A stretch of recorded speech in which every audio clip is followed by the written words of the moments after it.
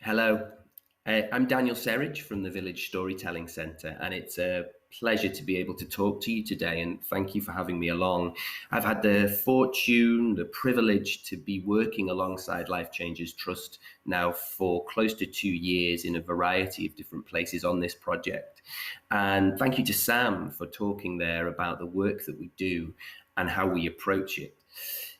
The work that we have delivered in as part of this project, as part with the Life Changes Trust, have been about exploring many different things. But I just want to point out two key elements to what we do. And one thing that we're in the market for is the power of story. One thing we believe in is that the story is the currency of human connection.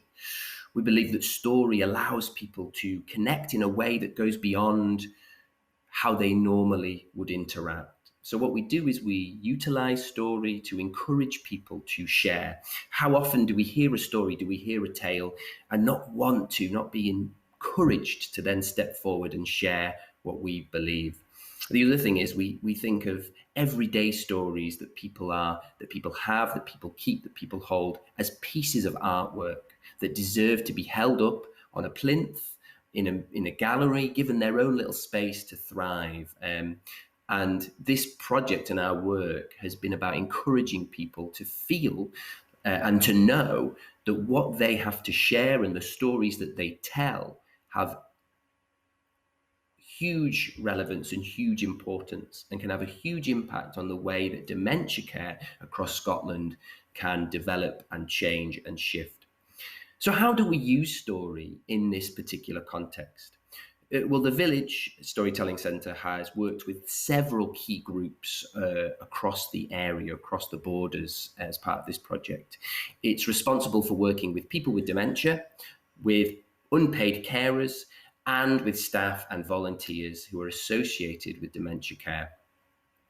And within each of those sessions, it's been about drawing out opinions and thoughts and challenges that are currently being experienced, at which point we pass that information on to the Life Changes Trust and they develop those ideas into priorities, which I'll come on to speak a little bit more about shortly. But I want to give you an idea of how we get there. It's all very well talking about story, but what do we actually do?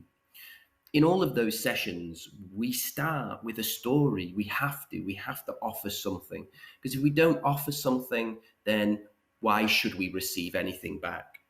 And we're interested in the metaphorical. We offer a story that on the surface can seem sort of fantastical, can seem magical. There may be giants, there may be wizards, there may be deep dark woods, there may be big bad wolves. But what they each represent, it can be a huge range of different things. A story only becomes rich and interesting and fascinating when we place our own meaning onto them. So within this context, what we were finding was that people were connecting with all the different imagery that might exist within a story. The deep dark woods can be both a place that is scary and a place that's frightening, but can also be a place of sanctuary and a place of calm. So where are those particular places in your own worlds, in the worlds of the care that you give and that we offer to different people? Giants and other characters, they can be a very good metaphor for describing the big problems that we experience, the things where we feel big and we feel unwieldy and we feel like we can't grasp things. Yet, particularly in care work, we can also feel shunned or isolated and indeed feared by a larger population. And that's certainly true for perhaps people with dementia too.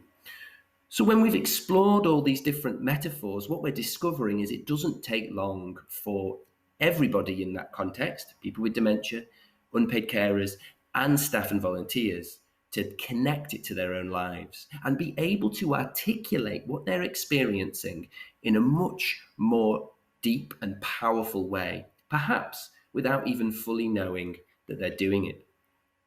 In the sessions, we take this idea, we take the story, and we begin to explore what care is.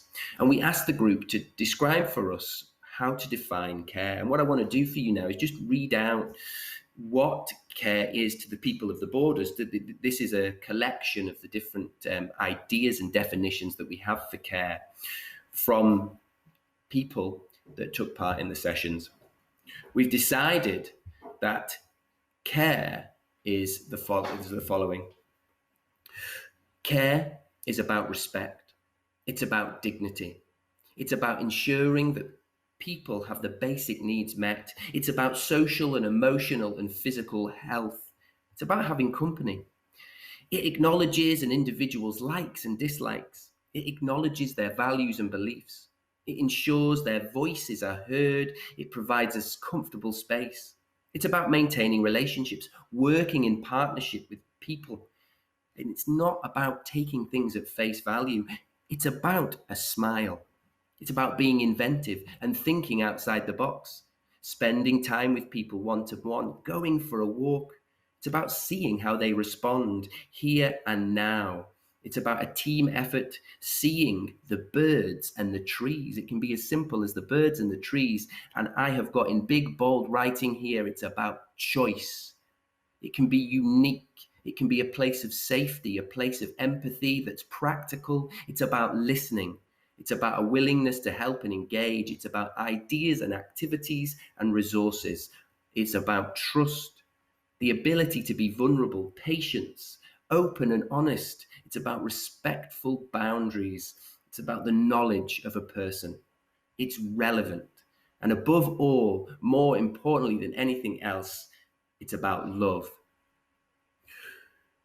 And we found by encouraging people to define care, they place love in it so often. Love comes out again and again and again. And although it seems like such a nebulous term, it becomes clear that at the center of all this work with dementia care, love is at the center of it. And you can see it in the eyes of the people who are involved in this. And that's why this has been such a privilege to be part of.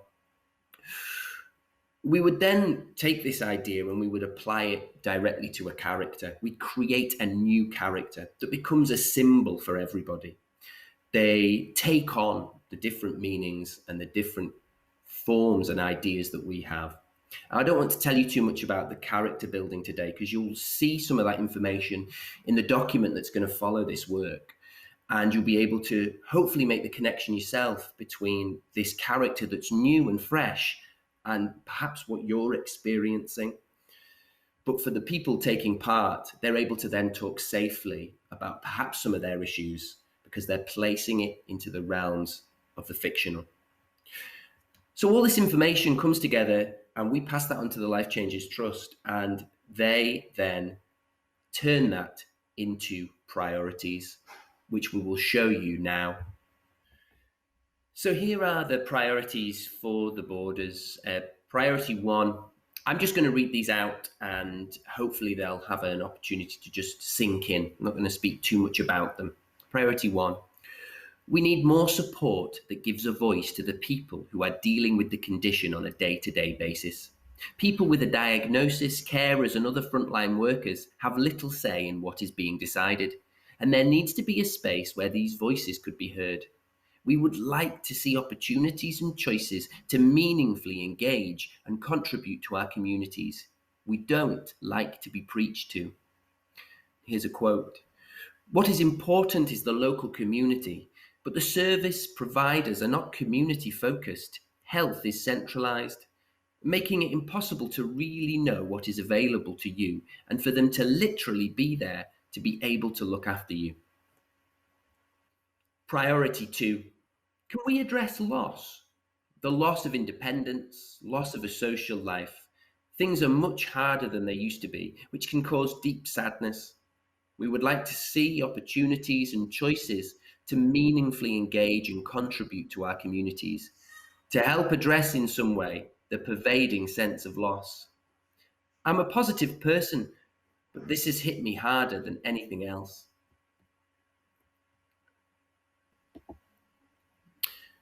Priority 3, we want better access to personalised support. People with dementia and unpaid carers need flexibility in approaches to care that are joined up and are not just about responding to a crisis.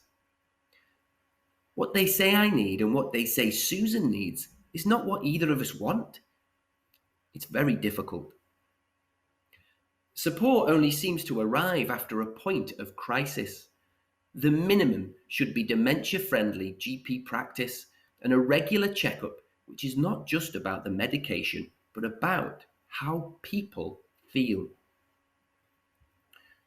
Priority 4, me time is very important, but incredibly hard to have as an unpaid carer. Trying to make time and arrangements to get access is challenging and creates conflict. What we need is appreciation and rescue, someone throwing you a line when you're going down a whirlpool. I think the world needs educating about unpaid carers. I don't mean the money, I mean they're not given the status they should have. We don't want patted on the back, but we want some understanding, some recognition and support. Priority 5. People with dementia still feel stigmatized and have to cope with other people who don't have that understanding of what it is to have dementia. They sometimes feel like the other. There is a need for understanding and respect, recognizing what it is like to live with dementia. In the end, you're alone with it. In the end, with the really nitty-gritty, you're alone with it. I don't know how you address that. Priority 6. We would like the importance of peer support to be acknowledged and supported. It is important to have spaces to talk freely, to learn from others in a similar situation, and the importance of feeling a sense of solidarity and support. You learn to be on your own, really, but you realise more and more that you need connection. What I'm discovering is no one teaches you about relationships. When they completely change, you have to learn not to react in the way you have always reacted. You have to learn all kinds of things that were never taught to you. A lot of it is learned through talking to fellow people like you, and it's so good to have these conversations. And it was really good to have those conversations too. And those were your 6 priorities there. And I can only hope that they, in some way, match the wonderful, honest feedback that we received on this project. I think what you see in those priorities is some amazing imagery that can connect a story. This idea of a whirlpool and the idea of feeling isolated, all spilled from connecting and understanding a story. And I feel incredibly privileged and lucky to have been part of these conversations and to listen to the amount of care and the amount of heart that people have for the people that they're caring for, or indeed the people that they're responsible for. And I know I mentioned it earlier, and I know it sometimes feels slightly trite to say, but what was evident to me is the amount of love that exists in this field, in this area, and what is hugely abundantly clear is how much that love is often not seen or recognized. And I only hope that for the people that took part in this project, that their voice and their ideas and their stories feel like they have been heard and listened to, and are now being shared to a much wider audience. Thank you so much for listening. It's been a real privilege to talk to you today, and a pleasure too. And that's where I'm going to finish. So thank you very much. And I'm going to hand you back to our chair for the day.